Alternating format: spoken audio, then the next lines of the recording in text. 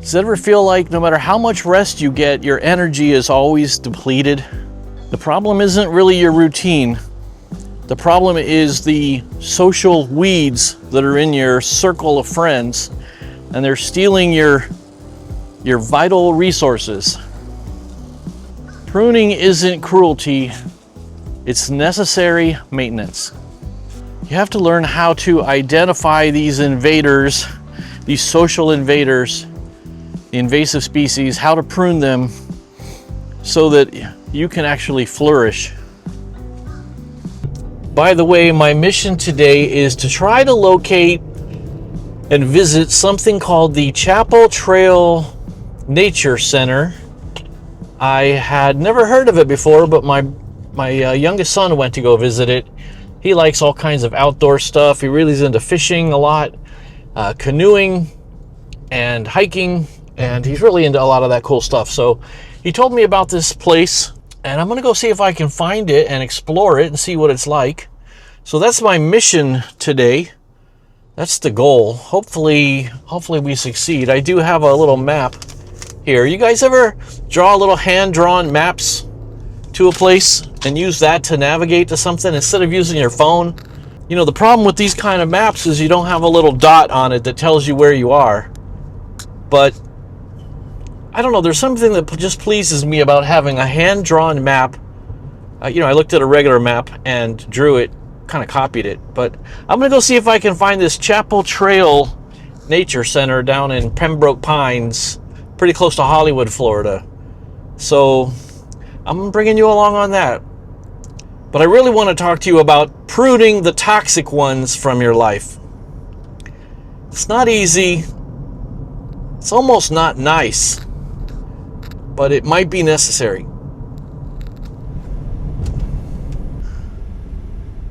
Well, I found it. Let's go explore it. So I had this idea that you could kind of visualize your inner circle of friends as a collection of flowers and plants in a garden. And they're all different. They all have different characteristics. Some are extravagant and wild and crazy, and some are just like a nice, pretty plant, subtle and muted, right? Some of them go dormant for a little while, but they come back. And some of them are just like constantly very outgoing people, loud, boisterous people, right? But unfortunately, just like in my garden, sometimes there's an invasive species, and you have to be able to recognize in your circle of friends, your friends circle, when sometimes there's somebody that you're just going to have to excuse them from your friends group. This is pretty neat. There's a boardwalk over here. Let's go check this out. So something that I've learned that you have to do when you have a flower garden, something called deadheading. And deadheading is when you cut off a flower head after it's gone past its point of, I hate to say usefulness, but essentially past its point of maximum vibrance and beauty, right? Because every single stem and every single branch and every single flower is taking energy, from the soil, and there's only so much energy to give. And so if you deadhead, if you cut off and remove some of the flower heads, you're actually allowing more energy and more nutrients and more resources to get to the other remaining plant heads and branches and flowers. And unfortunately, sometimes somebody in your circle of friends can be energy draining. They can be energy sapping. So what do you do when you have a energy sapping, energy draining friend? You kill him. No, obviously you don't kill him. You gotta have a talk with them. You gotta explain to them that this is what you're noticing. The American alligator. Yeah, this is pretty cool out here. See, they've got canoes here. I don't know if these are for rent or for take. Have to do a little bit of reading and research and see, but it looks like there's nice large flats here, some egrets out there. Be a pretty cool place to take a canoe out into. Just don't get in the water because we got alligators. I was having a chat with my friend Wes. I've told you guys about Wes before.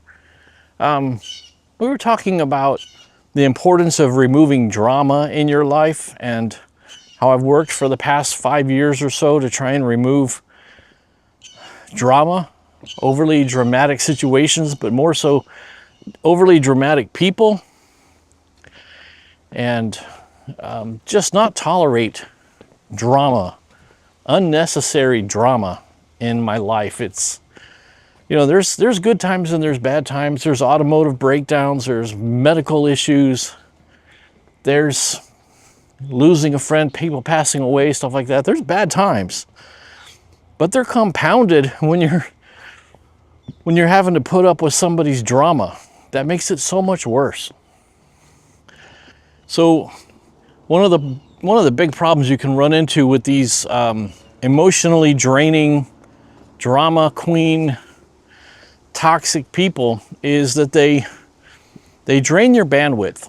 They overtake your capacity to give because they will take and take and take.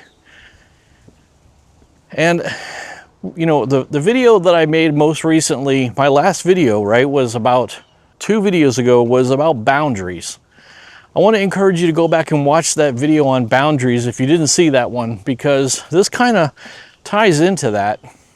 You have to set boundaries on your time and on how much you're going to be a giver for people who are just takers.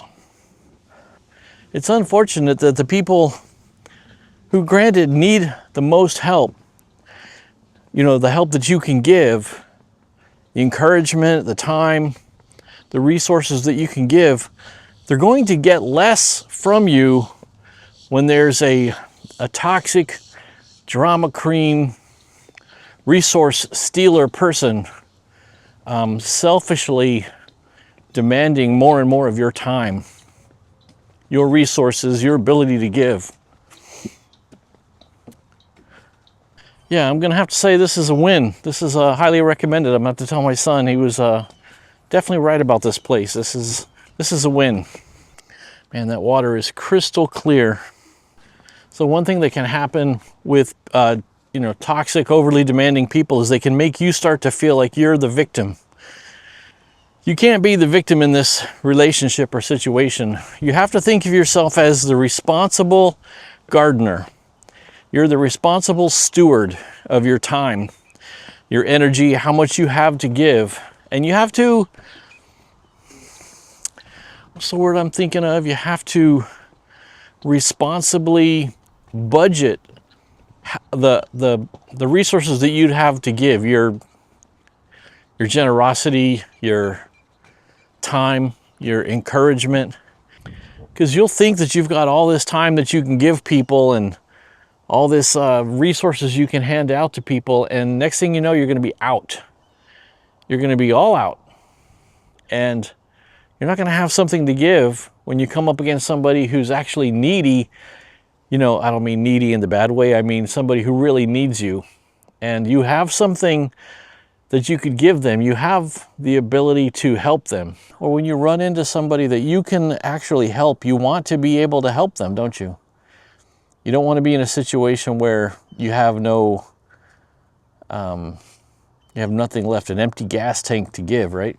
You know, I first started growing some really nice flowers. I felt a little bit guilty when I had to cut off a flower head. And then I was listening to, I think it was a podcast, and this lady was saying that she decided when to trim a flower when she would look at it, and in her mind it would be no longer pretty enough or healthy enough to sell in a flower shop. That's a good way of knowing once something started to curl up, you think, oh, this flower's still got another week on it. It's still going to be kind of pretty for another week. But once it reaches the point where you would no longer sell this flower in a flower shop,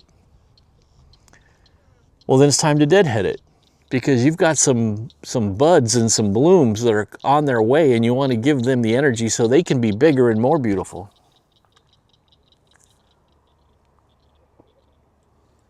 It's funny, this seems to be the place to bring a date. There's 3 couples out here And then there's your boy Scotty out here all by himself. So if that's the rule, you deadhead a flower when it no longer looks good enough that you would sell it in a store. How do you know when it's time to cut a friend loose? Because you don't sell friends in stores, Scott. Come on, you don't sell friends in stores. What's up, guys? Hi. How you doing? You see alligators here? It's the middle of the day, huh? When they're no longer presentable as part of your circle, part of your friends, when you find yourself apologizing to people for their behavior, and essentially when they're bringing people down at a faster rate than you can encourage and bring other people up, it's time to have a talk with that person. Time to set some boundaries, and then it's time to enforce those boundaries. It's sad, but it's true, but you can't feel guilty about this. You can't feel guilty. You need to have a talk, explain to people what's happening, and then see if they'll change. And if they won't change, well, if they won't change, they've made their decision, haven't they? This is pretty cool. Little couple of shelter areas here. And I guess after you've had that conversation, if they persist, they've made their decision, and you just have to come to the conclusion that their behavior is their decision, and you did what you could. Might have to cut them loose. Might have to deadhead them. You guys see anything cool? I saw a bird with like some red stuff in its eyes, but there was a gator back there too. Oh, there is? He went under. Awesome. Perfect. Well, I'm gonna leave the implementation of my deadheading strategy with your friends to you. I'm gonna trust you to implement the correct boundaries that you need. Everybody's different. The way that you handle it, maybe you might have more energy to give than I do, or less. And so you may have a longer period of time you can put up with the energy suckers, or maybe you have a lot less time you can devote to these energy suckers, and you may have to excuse them from your company a lot sooner. But that's really up to you. I'm going to leave that to you. Of course, it goes almost without saying, it's a last-ditch effort. It's the last move you make after trying everything else. Obviously, you want to talk to people and explain to people what's going on. So, hopefully you talk to somebody about what's happening and they change, and then you don't have to take a drastic action. But at some point, for your own survival, you might have to do what I'm talking about here. Well, listen, if anything I'm saying here makes sense to you, or if you just want to talk about it more, I do a live stream on Wednesday nights at 8 p.m. Eastern right here at this YouTube channel. And maybe this week we can talk about this concept, because I think it would be really easy to misunderstand what I'm saying and think I'm saying ditch your friends, as, at every opportunity. I'm not saying that. And I'm not saying that you shouldn't be patient with people. We definitely have to be patient with people, and what I'm talking about is when all else fails, right? When nothing else has worked, and you recognize that they're not interested in working with you, then you have to take a drastic action. So why don't we talk about that on Wednesday at my live stream, 8 p.m. Eastern. I'd love to see you over there. We have an amazing group of folks. We all sit around, we kind of talk in the chat and share our wins and our losses, talk about our challenges, encourage each other. We call it hanging out at the cool kids table. You are welcome at the cool kids table. I got a spot for you. Come on over and have a seat with us. If you forgot your lunch money, it's okay. I'll share my French fries with you. So plan on tuning in at the live stream. Wednesday night, 8 p.m. Eastern. Might be the best time you have all week. Make some new friends, meet some folks. It's funny how many people have met each other in the chat of the live stream and gone on to become friends outside of the comment section. It's pretty cool. It's very cool. So if you're looking for a friend to share some of your wins and challenges with, come on over. Winning the week. Boy, it really gets dark when I get in this shade, doesn't it? So come on out and join me for the Winning the Week live stream Wednesday night, 8 p.m. I'll see you there.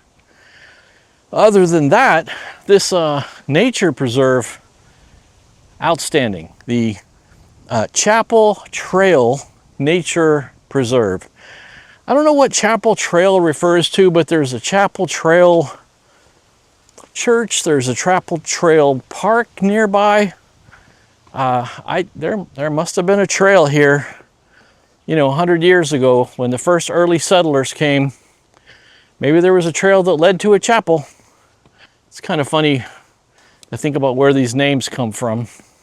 All right, well, thanks for coming along with me here on my adventure to explore this pretty cool nature center that my son found.